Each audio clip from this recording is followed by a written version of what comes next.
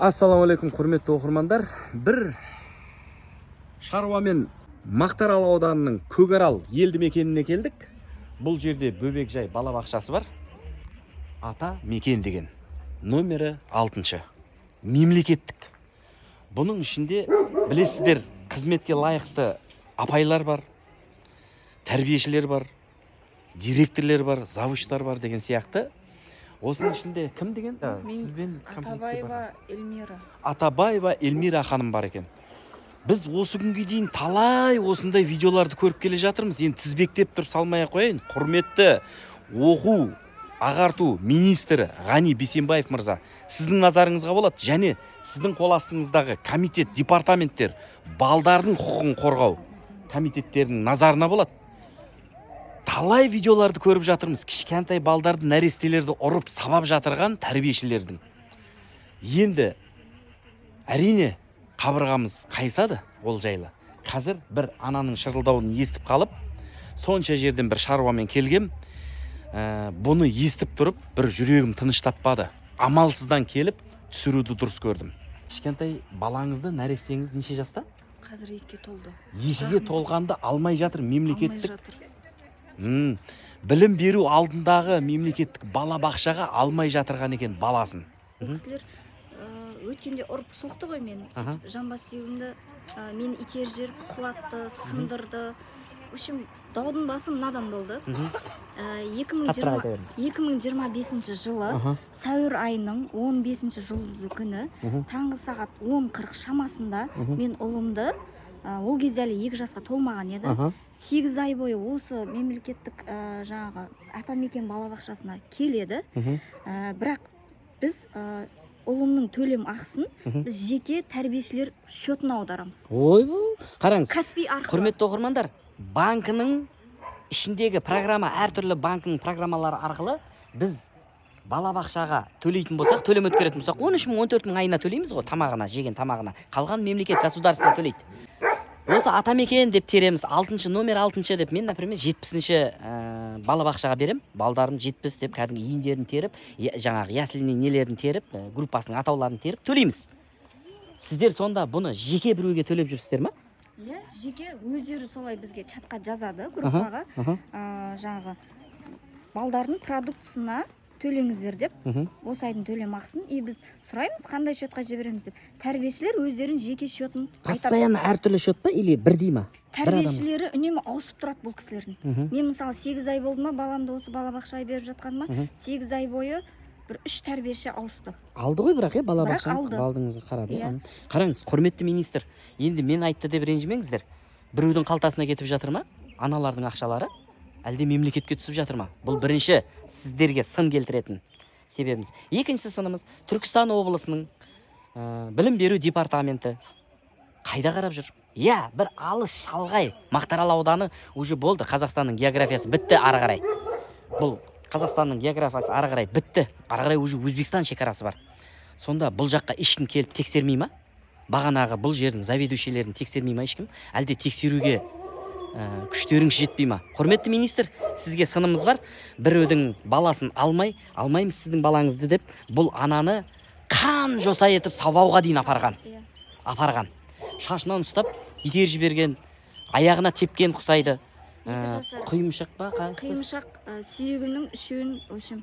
Атабаева Эльмира, яғни осы атамекен балабақшасының меңгерушісі, маған қарап, бұл саған не проходной двор ма? Балаңды қалаған кезде алып келіп алып кететін.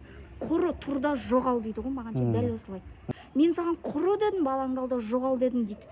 И жаңа тәрбиешісіне қарап айтады, баласын тез қолына бер жоғалсын дейді ғой, шығып кетсін деп. Баласына қабылдамаңдар. Қараңыздар, құрметті министр мырза, бұл шалғайда бірақ мемлекеттік балабақша. Енді ақылысы бар шығар, мүмкін ақаға бір көптің жағдайы келе бермейді ғой, ақаға оқытуға, бағана білімге дейінгі балабақшаға беруге. Қайда барады? Жоқ болғандықтан осылай қылып жатыр ма? Болды, қайда барсаң онда бар, маған келесің деген әңгімесі ма? Қолын бүйтіп тұрып, шық бар, қайтып әкелмесін баласын деген. Не масқара мынау? Адамдарда выбор жоқ болғаннан кейін бәрін қорқытып, тоғытып отырғызып қойыпты ма? Осы балабақшаны тексеру керек. Мүмкін біздің болашағымызды осы жерде де сабап жатырған шығар. Мүмкін, білмеймін. Тексерулеріңізді сұранам. Ол кісі менің оң жақ аяғымның балдыр тұсынан бір тепті. Жедел жәрдем келді қазір. Мені итер жерді. Одан кейін мені тепті аяғыма. Сынақтарым. Көрсетіңіз аяғын сол. Снег. Сол жерде. Артымда өткені тепешек тұрған, баспалдақ. Соны көре тұра, әйтейлеп, екі қолымен мені күшпен итер жүрді. Артыма қарап. Үстімені мені итер жерді, жамбасымен құладым. Барлық жерім шаң. Сөйтіп мен сол жерде жамбас сүйегім жаңа тепешектің қырына тиіп, жараладым. Мен әлі тұрып үлгерген жоқпын ол жерден. Ол кісі көрді, менің баспалдаққа құлағанымды, жамбас сүйегім тигенін тоже көрді да. Енді ол кісі керісінше, ой, байқаусыздан болып қалды ғой, құлап қалдым ғой деген сияқты. Мені жәрдем берудің орнына неге ол кісі мен әлі тұрып үлгерген жоқпын, бірақ басымның шашының сол жақ бөлігінен ұстап. Мен жедел жәрдем келді қазір. Шашымды жұлды. Бұл еще кішкентайы. Шашым үйіп қалған кәдімгі. Шашымнан жұлып, дуалға басымды ұрып, мен итер жүрді. Неге? Не дейді? Ары қарай мені ұруын жалғастырады. Жұлқылап жатыр да? Иә, жұлқылап жатыр. 2 жасар ұлым шырылдап жылап жатыр. Соған қарамастан анасын ұрып жатыр мына жақта. Аяғымдан тепті. Одан кейін жағы мені күшпен екі қолымен әтелеп баспалдақ жаққа қауіпті аймаққа қарап итеріп жіберді.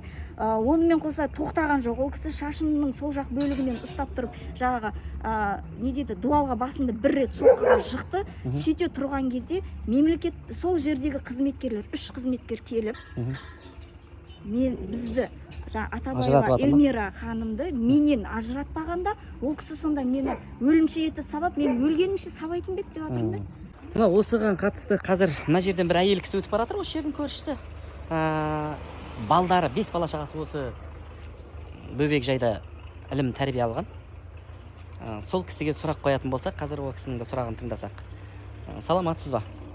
Өзіңізді таныстыра кетсеңіз, мен түріңізді түсірмеймін. Мен осы ауылдың тұрғынымын. Көп балалы анамын. 17 жылдан бері осы жерге келін болып келгенмін. 4 балам осы садикке, балабақшаға келген. Бұл ауылда негізі бұл кісіні айтып жатқаны дұрыс, себебі ол баяғыдан 16 жыл болған соң, 16 жылдан бері ол келіншекті мен танимын. Ол кісі менен кейін 1 жылдан кейін примерно келін болып түсті. Эльмира деген кісі, Атабаева Эльмира. Бұл негізі халықтың бәрі біледі бұл ауылда кім қандай екенін, жасай берсе біледі ғой бәрі. Бірақ кезінде бұл кісінің қайнатасы депутат болғаны үшін ба білмеймін, неден сескенеді. Тіпті қоластындағыларды безары шыққан ол кісіден. Ол мінезін бәрі біледі оның. Бірақ бәрі халық айтпайды, үндемейді, бәрі қорқады, қоластындағылары жұмыс істейді. Қоластындағылар негізі өте жақсы адамдар, бірақ оларға да күн бермейді бұл кісі. Бұлай болған еді, мен осы кішкентайымды, қазір 2 кішкентайымды беруге қорқып жатырмын, 4-ші баламды бергенмін, қызымды. Бірақ мына кісі қайтадан келгеннен кейін бір кетіп, бір келіп жүрді ма, беруге қорқып жатырмын қазір. Үлкендерімді берген кезім, осы 3 баламды 4-ін берген болсам, бәрін ұрған бұл кісі. Білмеймін ол. Жоқ, сол кісінің өзі ұра ма, әлде басқа қызметкерлер ұра ма? Өзі ұрған. Мен кім ұр дегенде, уже мысалы сіз қараңыз, 4 жасар балаға барып, садикке 5 жасқа дейін ғой, 4 жасарға барып, сені кім ұрды десеңіз, айтады ғой, күнделікті көріп жүрген адамдардың мынаның атын, мынаның атын біледі ғой. Мені Эльмира апай ұрды. Даттауы шымшығанды қолынан көгертіріп жіберген қолын. Сол кездерде жазып бір шағымдандырса ба? Жоқ, былай болды да, мен енді бір ауылда тұрамыз, қайнатам ұятты деп жауап тастай бересіздер. Ұятты деп кейін қойшы. Өзі қазақты ұятты деген сөз құртады ғой өзі. Үндеме дегенмен. Үндеме шымелдеп. Кейін өзіне тіке келдім, ол кезде жүктедім.